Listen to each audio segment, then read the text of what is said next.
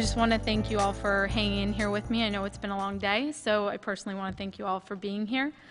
I want to start off with a quick question.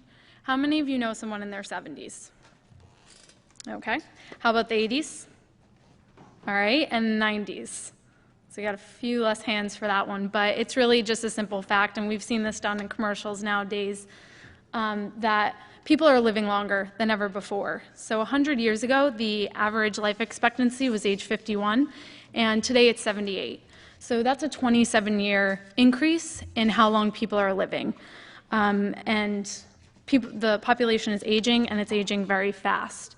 So exactly how dramatic is this change? These are just a couple statistics. Today, older adults make up 13% of the population, and by 2050, that'll be 19%. Also by 2050, the number of older adults will double. So in less than 50 years, the United States is no longer going to be a nation of young people.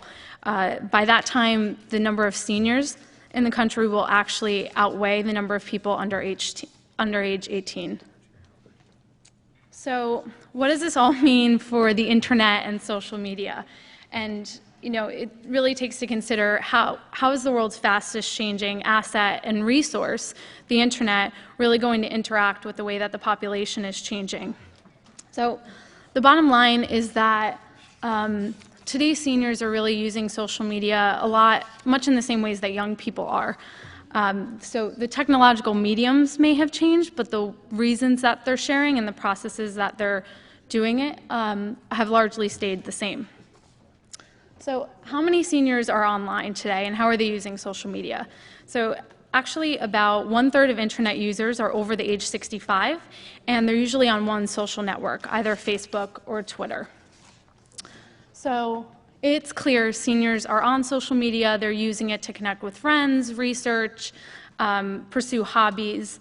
But what's so interesting about this time that we're in now is that in the face of ever-changing technology where nothing ever seems to stay the same, aging is really the only universal. So it's really a singular constant that really presents such remarkable opportunities professionally for older adults, personally, and really a business opportunity in the 50 and over market.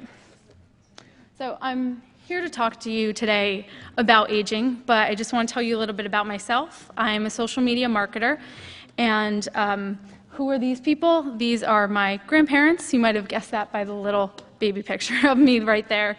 But in each situation with them, we faced barriers to information.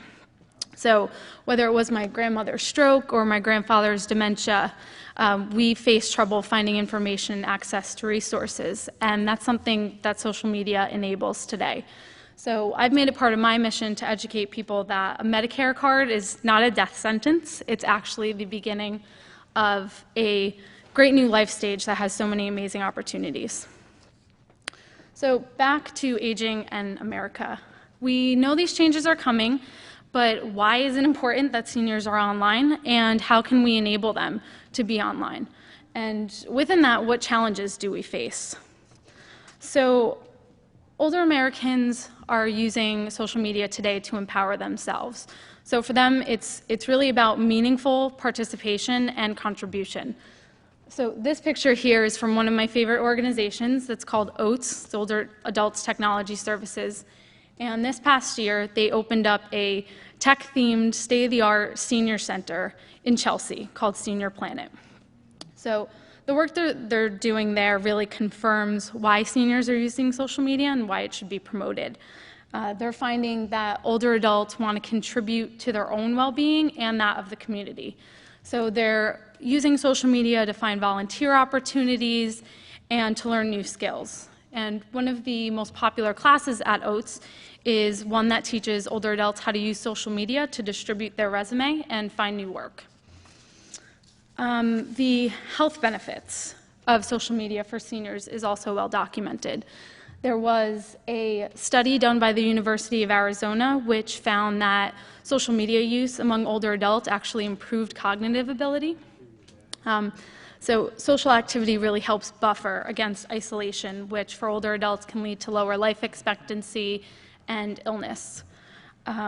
But having a strong social network actually contributes to other wellness benefits, so enhanced mood, confidence, and actually helps people heal faster if they're sick. So now we come to the challenges. So we've all seen pictures like this before. Older adults are most commonly depicted as being technophobic. So we've all seen pictures that the media propels of seniors having trouble using an iPad or a cell phone. Most of the products that are aimed towards seniors usually have gigantic, clunky buttons. But older adults are usually portrayed as being incapable and incompetent when it comes to social media and technology. But the trouble with this prejudice is that it groups older adults all into one homogeneous group. And the reality is, just like any other demographic, there's a range of skill. So when it comes to technology adoption among seniors, there's no one-size-fits-all solution. It definitely depends on the personal factors, but there's a few categories we can use to understand. So the first is baby boomers. These are people who are the most progressive with social media. They are generally on one social network, mostly Facebook or Twitter, and they spend the most time and the money online. Silent generation, these people are more comfortable with traditional internet use, things like shopping and reading news. Unlike the baby boomers, they defer to guidance and really a trusted expert when it comes to making purchasing decisions. They also, what's really important about this group is they also highly value being perceived as healthy and active. And finally, we have the GI generation. So these are people who are 77 and older currently, and they're really the most conservative when it comes to technology, only using things like email and search. So we have a long way to go in dispelling the myths about older adults and technology, but there's already some great work being done out there. And these are two of my favorites, which I encourage you to check out after this talk. The first is Ari Seth Cohen's Advanced Style blog, and he features all types of fierce and feisty older fashionistas from around the city and across the country. It's really awesome. And also Humans of New York, which you may be familiar with. They always have such great wisdom and, again, photographs of older adults in the streets of New York. So that's it. Thank you.